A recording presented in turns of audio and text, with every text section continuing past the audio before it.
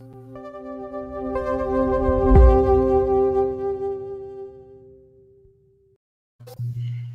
we are live. Welcome, everyone. My name is Niki Lopez, and you're watching The Circle, where every Tuesday, 8:30 to 9 p.m., I'm talking to artists, creative activists, social entrepreneurs, people doing great things in the world today.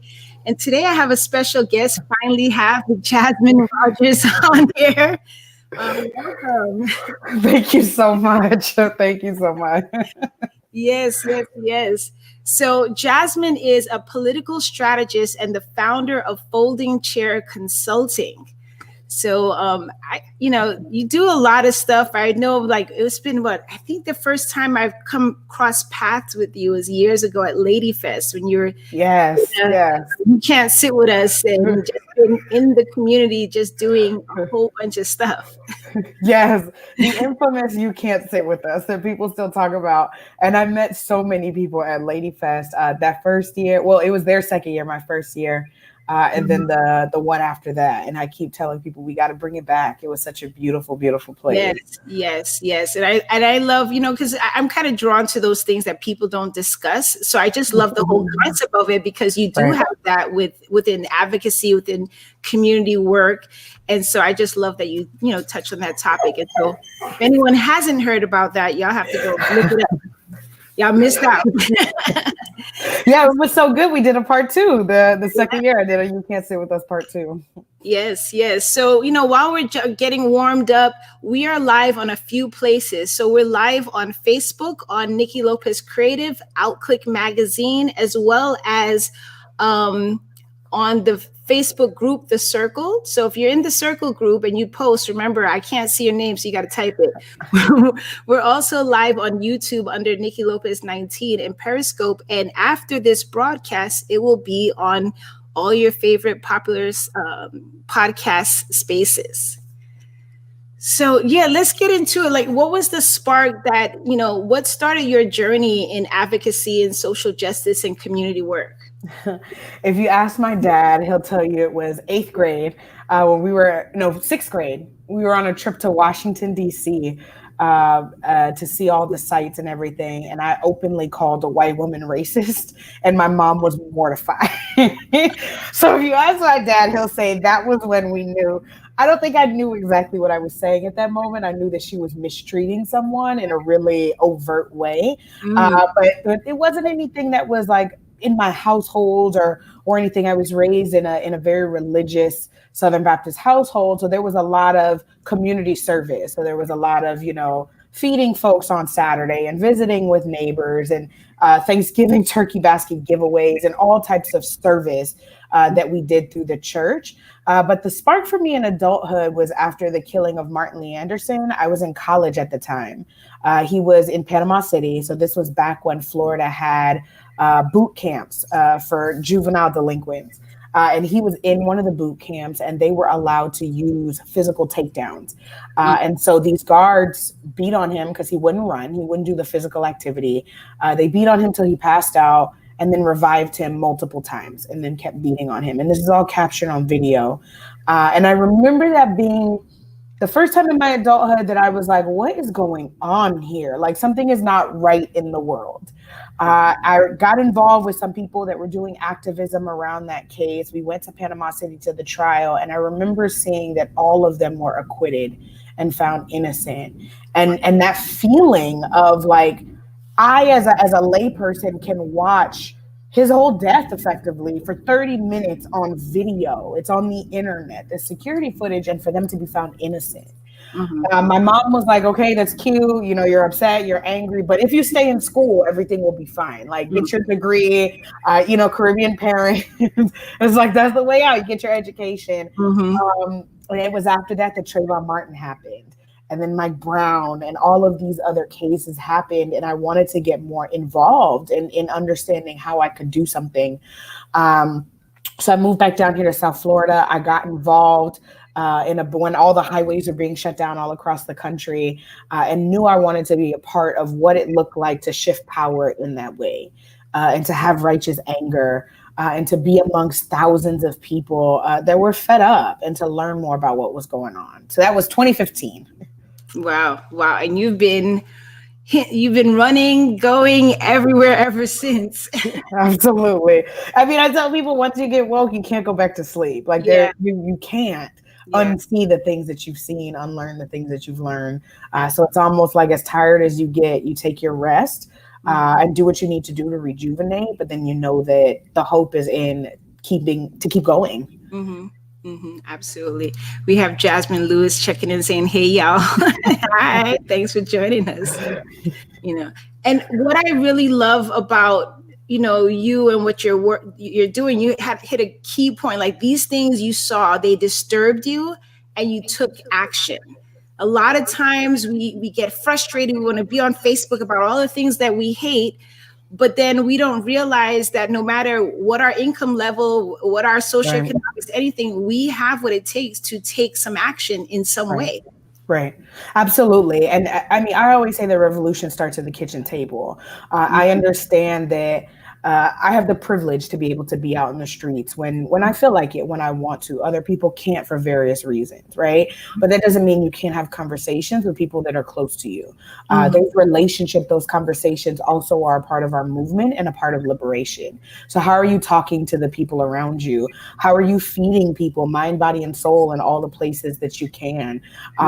How are you, from whatever privilege that you have, like just like you said, taking some action, some step towards making the world a better place? And it has to be something beyond I mean Facebook. Like, yes, scream on Facebook, scream on Instagram, scream on Twitter, because that's where people are also. But the people right in front of your face, how are you also having those connections with them? Absolutely. And then I know social justice is a huge buzzword. Everybody loves that word, but I know I've seen it incorporated in some of the things that you do. What is social justice to you, and what are the ways that you incorporate that into your work? Social justice to me is guided by my belief in reproductive justice. So which is rooted in Black feminism, and it's this idea that we should all be able to have the ability to have or not have children and raise them in safe and happy environments. When I think about the fact that I have decided to remain childless in this lifetime, right? That guides so much of my work, because that's motivated by the medical system and healthcare. That's motivated by climate. That's motivated by criminal justice. That's motivated by who's in power right now. All of that is tied into my decision to have or not have children, and also for so many other people. In this world, in this country, are considering, like, is it safe for me to raise a child? So to me, that's what social justice is. It's reproductive justice. It's what is keeping people from having children or not having children and raising them in safe and happy environments. Absolutely, I feel that. And then also, from what I've known of you and see, you've done a lot of things in the community, but recently you also ran for an office. Can you talk a little bit about that? Like, what was the connection for you? Yeah. So a couple years ago, around 2015, I started to notice that every demand that we had around police violence was related to an elected official. That as much as we marched, which is absolutely essential, as much as we screamed on Facebook, screamed to other people, it was at the end of the day controlled by elected official, which means that we had power and we had some level of control over what it is that we wanted to see. So as I started digging more into policies and politics and politicians and all these different things, you can see like where all the arrows are pointing, like, the serial killer wall. This is like, you got all your pins connecting everything to everywhere. And that's when I said, we have to have more people that look like us in the Capitol. At one of my previous jobs, I was fortunate enough to be able to go to the Capitol to lobby on behalf of a really good piece of legislation. And looking around the halls and seeing all the white men and how few Black women is like, well, then of course, this is why we get the legislation that we do, right? Of course, this is why our communities are in the condition that they are. Of course, this is why we're demanding things that we can't get, that people look at us as if they're not human rights and common sense. Of course, like, this explains it all. So then wanting to dig really deep into what that looks like to have more Black people, more Black women, more Black girls occupying those spaces. So that led into building, like, Here Comes the Boom, a political space for Black women and girls across Florida, Black Girls at the Capitol, which is going to be in its 4th year of taking groups of Black women and girls to learn about the political process and to advocate on behalf of themselves and their families to these legislators. And that's also what prompted me to run for office, is knowing that there has to be more people that are from activism, that are from organizing, that are from movement, that are rooted in community and accountable to community, that are making the laws. We have to have a variety of experiences up in the Capitol to know that while I was running myself and Michelle Rayner over in Tampa, where would have been the first Black openly queer women elected at any office in the state of Florida. And now she holds that position. She won, is like, that changes the legislation that's going to come from her desk and the types of conversations that she's going to have just because of the perspective that she brings. So what does it look like if we were to have trans people in the Florida legislature? If we were to have more immigrants in the Florida legislature? We also elected the first Muslim person this year in the legislature. So all of these different things translate and trickle down into our everyday conditions. And I just need, I'm dedicated to getting more people to understand that. Yeah. And I think there's so much there. And I love the fact, that your point is, like, we need people looking like us in those spaces, because a lot of times people that, we feel like, oh, our vote doesn't matter, or it's the system, but we're in the system, right? So I still feel like we need to learn the system, because how can we break a system if we're not even a part of it, if we don't know the nuances and all the things, or be able to create things? And then, diversity matters, visibility matters. People that are in these elected positions, they're supposed to care about everyone, but a lot of times they don't. It's about, like, me and mine. One thing that stuck out to me, I saw it on during around all the politics, the campaigning, the election season. Nick Harris had mentioned something about, she bumped into somebody, and this is a guy who said, yeah, I'm voted for Trump, whatever have you. He said, I'm a white male, like his the gist that he was saying, like, I'm not gay, I'm not Black, so that's kind of not my problem. Right. So sorry for you. So it's this concept of, we think, we kind of leave it in the air and we don't get involved in all these things. And then when things trickle down to us, and a lot of times people look at, the president, but your local elections is what's going to impact you today, tomorrow, like right now. Right. And so I think it's really important that people like you are getting involved. Everyone can't be involved, but we need more people to do that. So I think it's a great point that you made. Absolutely. I mean, what I tell people is, I have a lot of compassion for folks that have said, you know what, this electoral process is not for me. I don't like it. I don't trust it. I get it. Particularly for people of color, particularly for Black people, like our Indigenous people, like, I completely understand that. And it's a system that we can't ignore.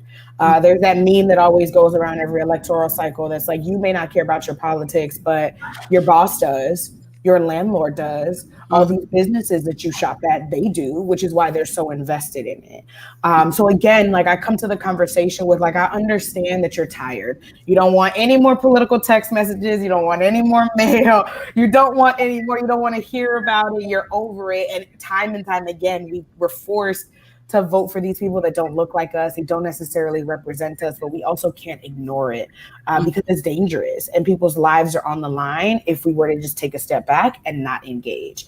Also, the flip side of that coin is, it's not what's going to get us to liberation. Like, voting, we are not going to vote our way to freedom in this lifetime. Yeah. That's not going to happen. So how are we figuring out an inside-outside strategy to keep our people safe in the meantime while we're developing something different and something that works for all of us? Absolutely, absolutely. And I see Sylvia's on here saying, good evening, Nikki and Jasmen. Thank you, Sylvia. She's actually a old co-worker that I had years and years ago, and she's like on here like clockwork almost every Tuesday. So I really appreciate that support and that continuously showing up. So absolutely. So the other thing I wanted to, so I see that you say political strategist. Like, what inspired you to, what is that for people who may not know?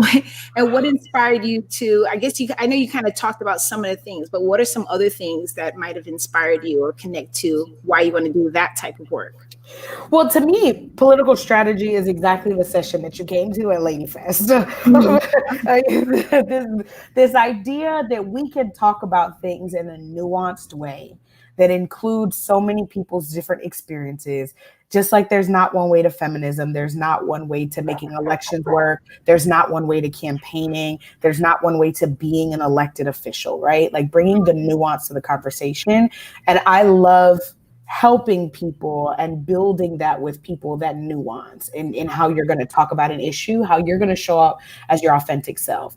So that plays into folding chair consulting like that. I want that to be a space where Black women can be equipped to run for office and win in a way that's uncompromising and authentic to who we are, to who our people are. Because white people get to do that all the time. Rich people get to do that all the time. So we should be able to create the spaces where we can do that also and be supported. So my strategy is definitely around making sure reproductive justice is a part of the conversation, of every conversation for a campaign, for an elected official, which gets to the heart of what matters to people every day, right? When we look at this electoral cycle, even watching the debates was like, I don't care about some of this stuff. Like, why are we not talking about wages? Why are we not talking about clean air? Why are we not talking about more about tuition and the things that are mattering to people right now, in this moment, and from their day to day, the things that will impact people, to make these spaces accessible for folks to understand what's going on. So to me, that is a part of political strategy, a political strategy that I believe works when you talk to people and you're in community with people. Yes, absolutely. And we have a couple of other comments. We have Cheryl Brown saying, hi, Nikki and Jasmine. I'm here to total support. Thank you. Thank you. And we have Don Gunduri, I hope I didn't mess that up, of South Florida Afro Pride. So he's saying, love this. Thank you for joining us this evening. And we have Dr. Naomi Ruth Cobb. Good evening. Thank you for joining us. Absolutely. So yeah, well, you kind of touched on it a little bit, but let's get into your organization, Folding Chair Consulting. Sorry. Yeah, so it was actually, that was birthed out of my cohort with Maven Leadership Collective. So I was an alumni of their program last year. Where they took us through this whole process of building out our biggest and wildest ideas and making it scalable. So I went into the program being like, I want to do all these different things. It doesn't have a name. I just don't know, but I know that it needs to happen and there needs to be a space for it. So I emerged from Maven with Folding Chair Consulting as an homage to Shirley Chisholm, whose birthday was yesterday.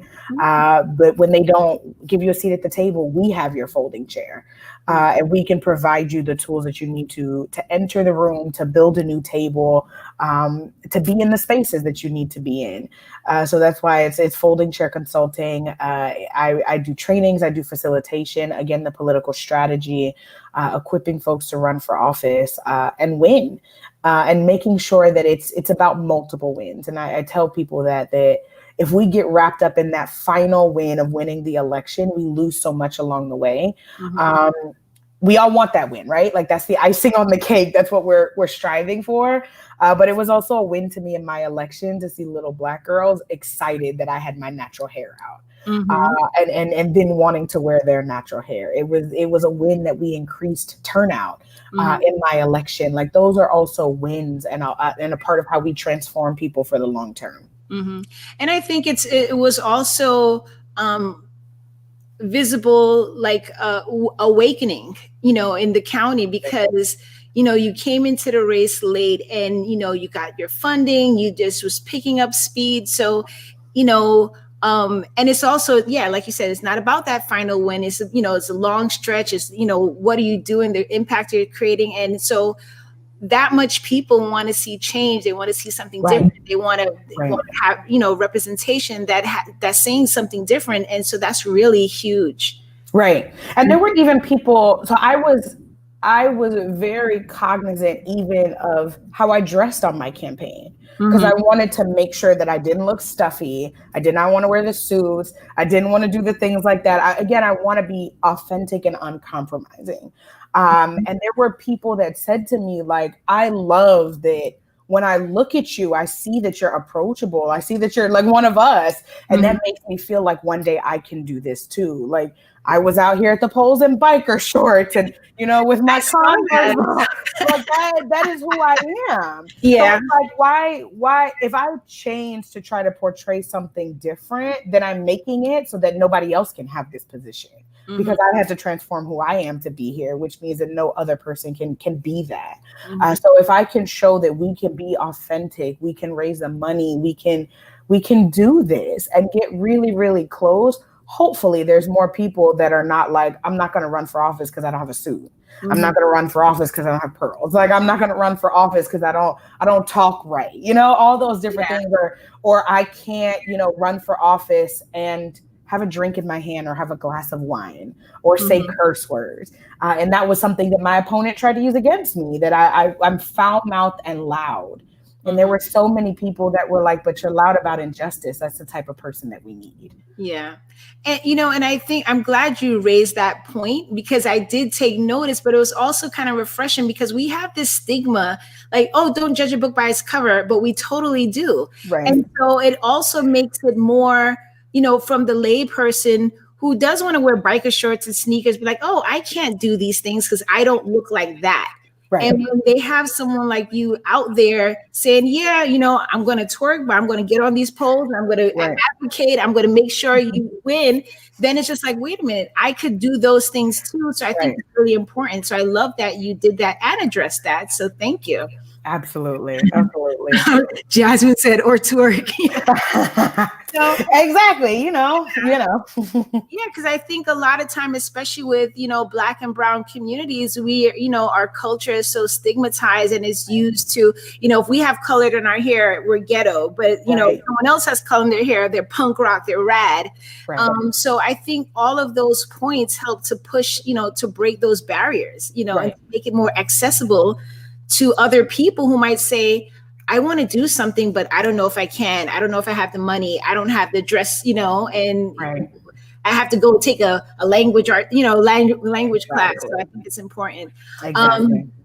We have Dr. Naomi Ruth asking a question. Is there a conversation with regard to the Crown Act across South Florida? So yeah, so interestingly enough, because we do Black Girls at the Capitol, this year, one thing we incorporated was allowing the girls to choose which legislation that they wanted to push. And the Crown Act was one of them up in the Capitol. It did not go very far, but local municipalities are trying to push it. And here in Broward, it is going to be on the agenda, I think next week, where they're going to talk about it in Broward County to eliminate discrimination. I think it might have happened yesterday. Oh, I was like, I think, what day is it? Yeah. I was about to check my email on this. Be like, I know it's in my email somewhere. Yeah. But yes, so I know that the Broward Commission on the Status of Women that I'm on was monitoring that and trying to push for it. And for those who don't know, the Crown Act would eliminate discrimination based on someone's hair, which is wild. But for some places, your hairstyle is a barrier to employment. So it would eliminate that discrimination. Absolutely. So we have a Facebook user. I don't know who your name is, but it says, I think you're rad. Yeah. I'm glad that it's coming to fruition because, I did see an email from Nadine Smith of Equality Florida about the HERE Act. And there's so many people, like I saw there was some high school kid that was, forced to cut his locks or, because he was playing on a sport and, and seemed unprofessional, which goes into this whole thing that we're supposed to look a certain way. And it's typically things that we're not naturally looking like. You have to have your hair straight. You have to have your features this way. You have to be, prim and proper. Natural colors. Yeah. So I think that's it's great that people are addressing these things and just like we're just across the board, like we're done. Right. New page. We're not being silent. We're not, we might get tired, like you said, tap somebody else and Right. take care of Right. yourself, get back into the game. Right. So actually, I did just check my email. The meeting was this morning at 9:30 a.m. and it passed unanimously. Oh, So awesome. yes, yes. Awesome. And Dr. Naomi Ruth Cobb said, I need you in Palm Beach County to activate and motivate. Absolutely. Get some fire going. Right, absolutely. I'll travel a little bit. This the Mhm. COVID, but we'll go a little bit. Oh, thank you. She said you both motivate me. Yeah, well, we got a lot to look up to because Dr. Naomi Ruth have been doing this type of work for 20 plus years. Right. So we're trying to follow in your footsteps. Absolutely. Absolutely. So in this type of work that you do, what are some of the challenges that you come across and how do you overcome it? I mean, a lot, right? On a very surface level, a macro level, I'm a Black woman in this country fighting against white supremacy and white dominance and patriarchy and homophobia, and it's a child of immigrants. So those are just systemic challenges that are bearing down, and sometimes that feels like we're just pushing upstream all the time. I'll say kind of as a joke, but also seriously, every so often I'll be like, these are the reasons that I lose hope, right? Like you get one step forward and then they pass something that takes you 3 steps backwards. We're always on the defense, right? We're rarely in a position we get to be offensive and do good proactively for our people. So those things are definitely challenges. And I think, the ways that I get through that is just knowing that number one, rest is also a part of our liberation. Like we have to rest. We're not robots. And because of that, like this work will always be here for us. So we need to rest. We need to take care of ourselves. And then we can keep going. And that there's so much space for us to just bring so many people along with us. And that's the hope that I feel. I think other challenges sometimes can be elders, right? I don't think I'm that young anymore, but I'm young to somebody. I'm young to elders. That's what I feel. Yes, yes. Right. So going back to the conversation about like respectability and what to wear and how to talk, and people trying to tell us that there's a specific way to do things, or not necessarily getting the out front support that we need. When we've done marches before, when we've done very public things, there's people that have told us, yeah, that group of elders, they're with you, but they're just not going to be with you. Like they're not going to be public. So those things are kind of just like, I mean, back in your day, like y'all were out here and y'all were doing the thing. Why can't we get that same support? So those things are challenges sometimes. And I think getting through it again is just pushing and knowing that there's more people in community that are with us.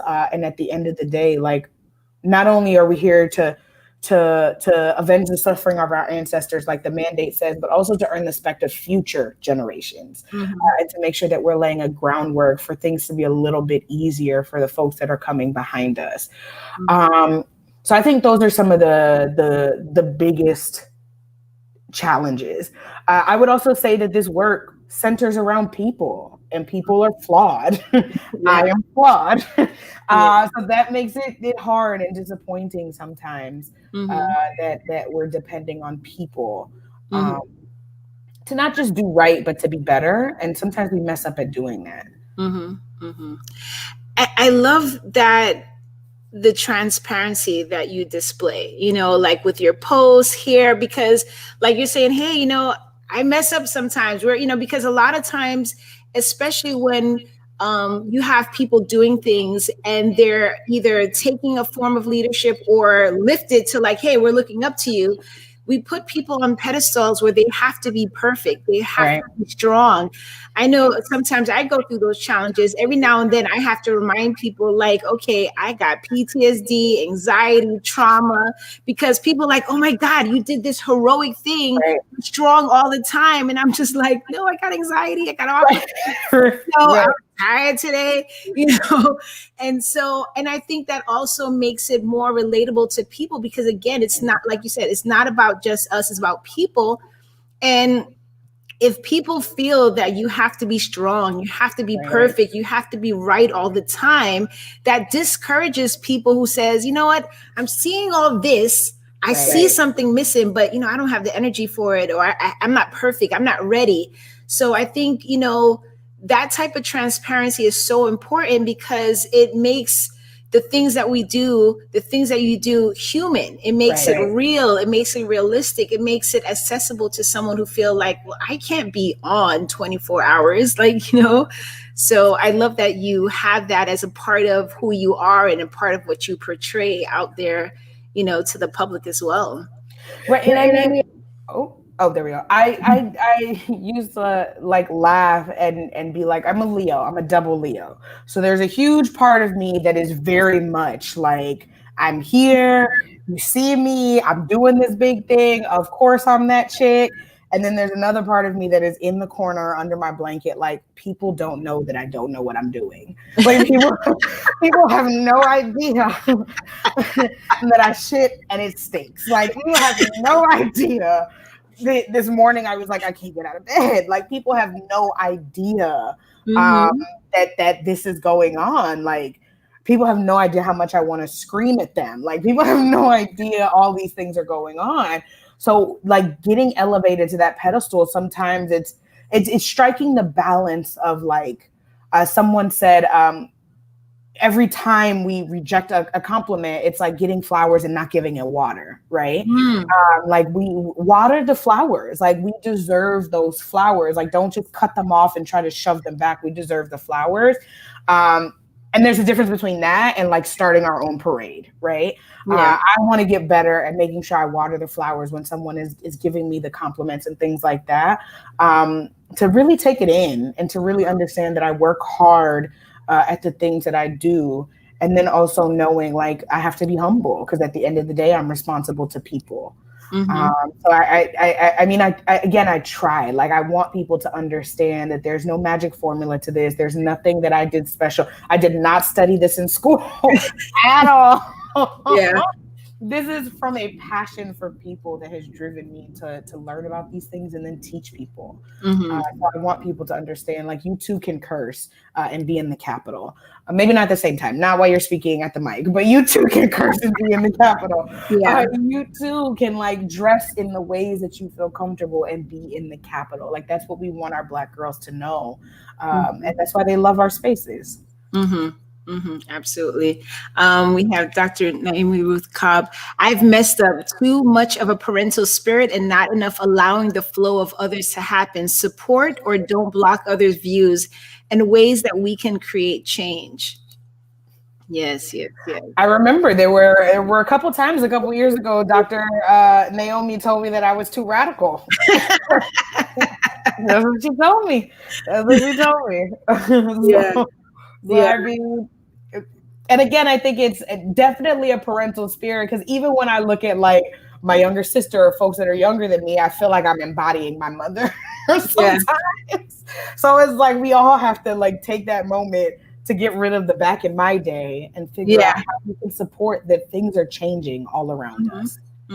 But I think it's also a space where like, I love that, Dr. Naomi was able to say like, hey, sometimes I'm too parental, but also for the younger generation to understand, like, let me not be defensive. She's coming from a great place. She may not have, she has her point of view, and I have to be solid in my point of view and take that, because sometimes that could cause friction when we're all on the same journey and page, because we have different approaches, we have different personalities, we have different styles of doing things. Right. And my mom always says there's nothing new under the sun, right? So there's so much to be learned from the folks that came before us.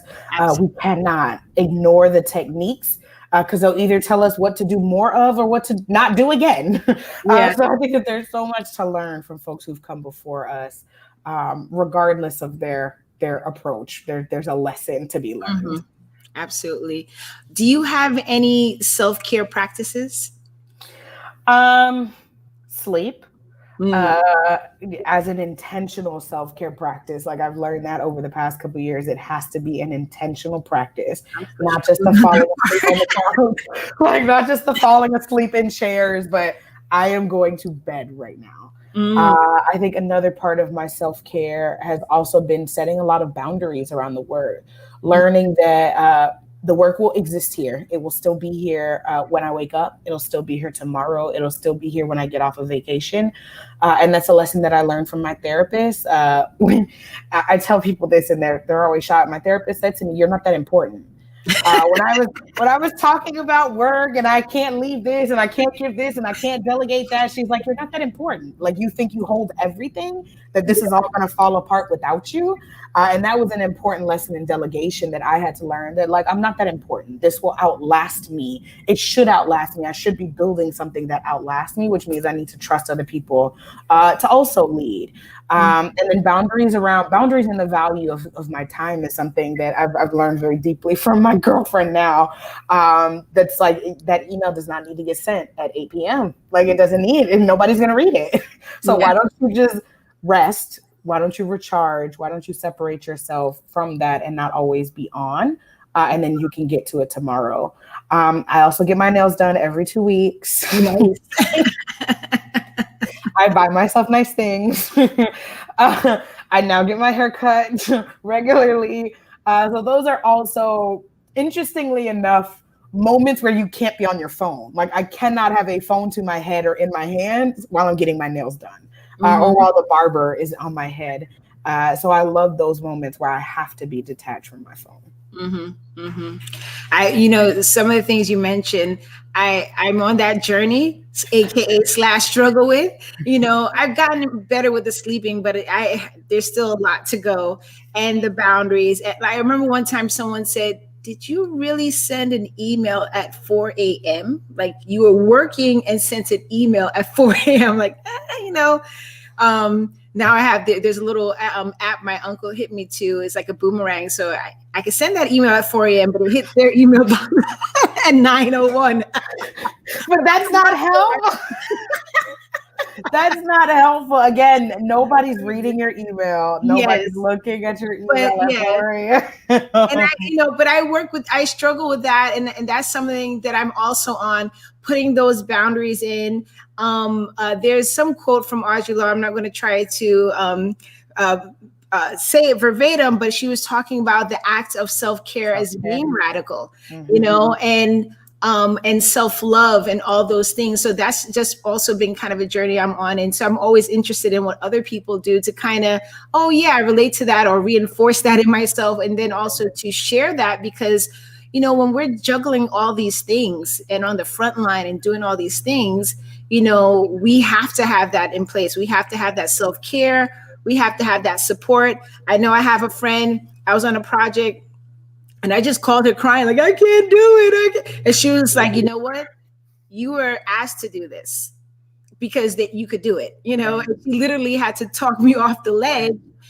But you need that, I don't have many of those, but the ones that I have is just like, so I cherish them so much, because you need that, because we can't be strong all the time. And sometimes we forget, and someone has to say, like, the cape is right there. Let me wave it for you. Right. Exactly. I think that, it's been such a lesson. This election has been such a lesson in the value of our time and the value of our sanity, because everybody else will take their vacation and unapologetically not answer emails. Everybody else feels very comfortable doing that. And for those of us that are very attached to our work, we grind ourselves to the bone. And when I think about, like, the phrase, even like, "this is going to take years off my life," is like, but it actually will. And for Black women, like, it will. And that job will move forward without you. We'll move forward without you. If you can't work tomorrow, God forbid, because you get severely sick, like, that job moves on without you. So it's like, how are we getting more serious about taking care of ourselves? And I don't think that means neglecting responsibilities or just throwing everything in the air and walking away, but being like, you know what? When I am attached to this computer at 4 a.m., I can't be here for my partner. I can't show up for my kids. I can't show up for myself in the best ways. Yeah. And I think that's definitely something I'm learning and working towards, because when I do take that time and ground and meditate, do whatever it is, I feel so recharged, and I'm just like, oh, I need more of that. So the bigger things that I'm getting into, it's like directly connected with as much time as I could have me time, you know. Then I feel like, oh yes, I could do that. I could jump so high, and then come down and take that time. So that's definitely something that's important. Right. And then I think also an evaluation of, for everybody, big rocks versus small rocks, like that email at 4 a.m. Was it really, like, was it necessary? And I know even people now, because I do consulting work, folks like all of them want to pick the brain. Can I just check in with you and chat with you for a second? And I'm like, okay, I can give you 15 minutes on this day, and that's it. And that has even radically shifted. Like, I am not talking on and on for hours about some idea for you to like extract from me and not invest anything. I'm not doing that anymore. So that has even radically shifted my calendar to say that up front, is that yes, we can check in for 15 minutes on this day. I'm gonna have to steal that one. I need that.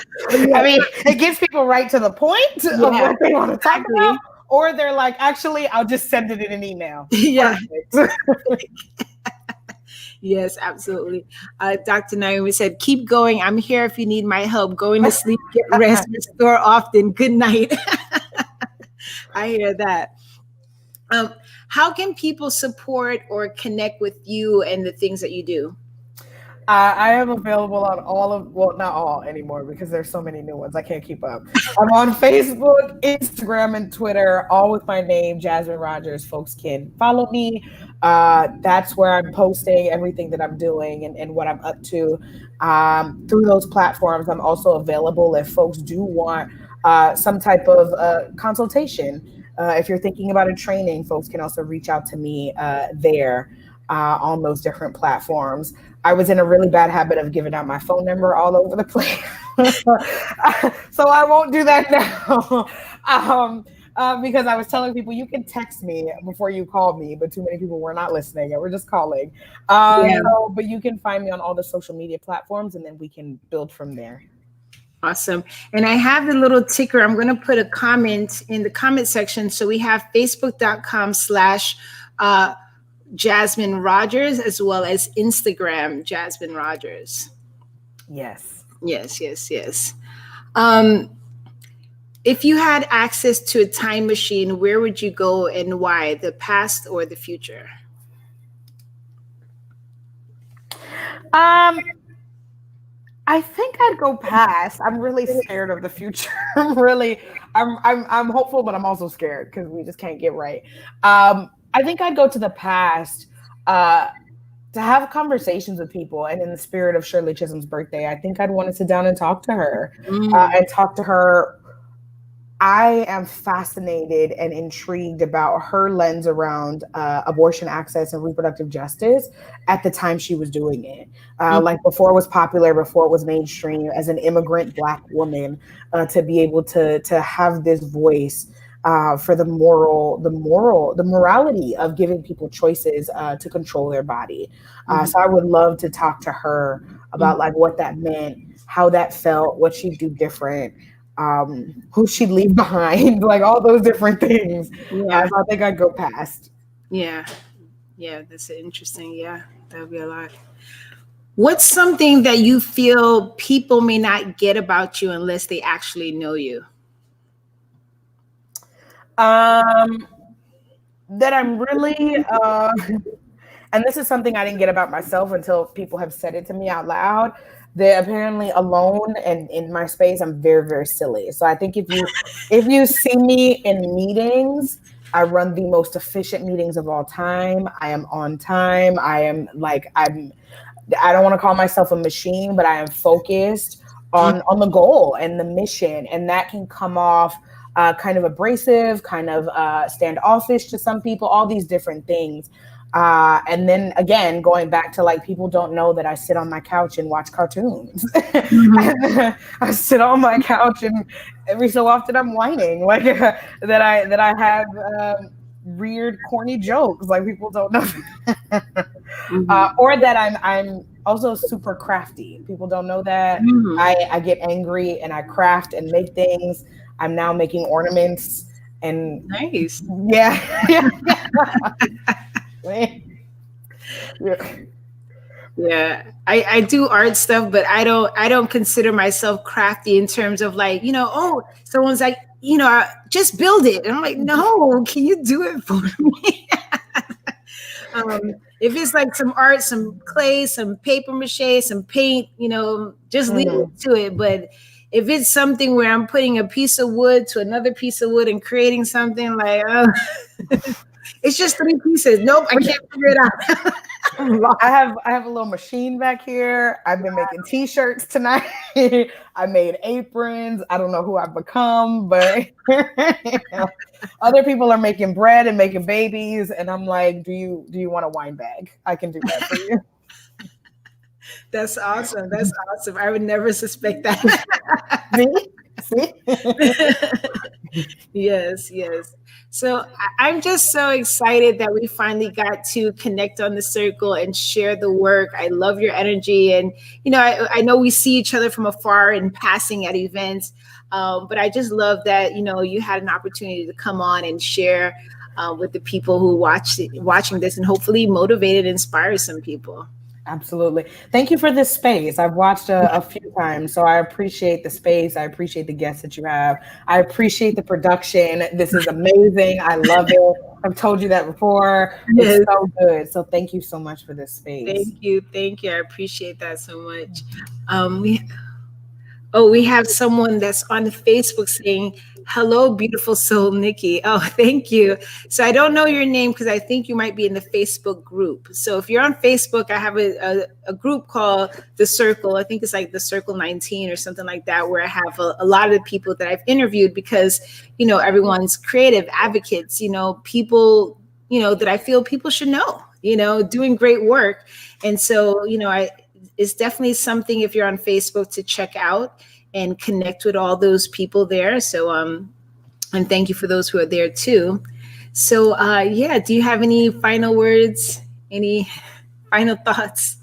I mean, I think that I would just encourage people to get active and do something, right? Mm-hmm. From where you are, read, write, talk to the folks around you. We're going into another holiday season.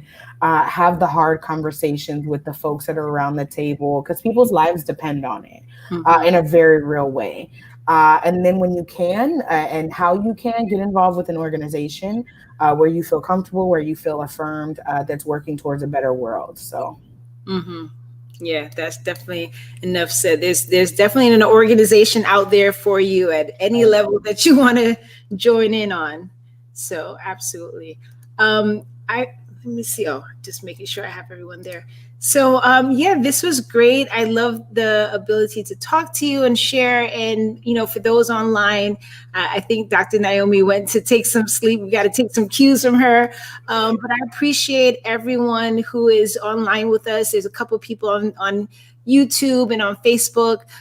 Thank you for all who is a part of the live conversation. Someone they're saying great advice. Absolutely. So those who are on here live, thank you so much for being with us. Thank you for your energy, your questions, your comments. Please share this video.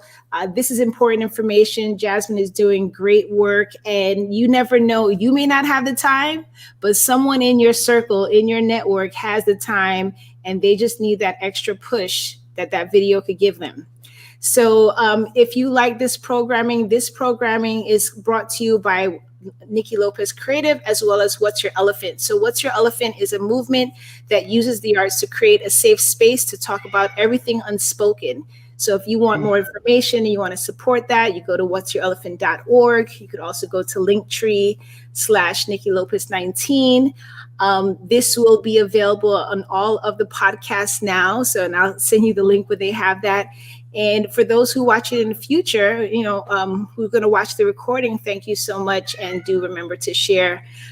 Thank you so much, Jasmen, for being here tonight. Absolutely. I really enjoyed the conversation and getting to know you better.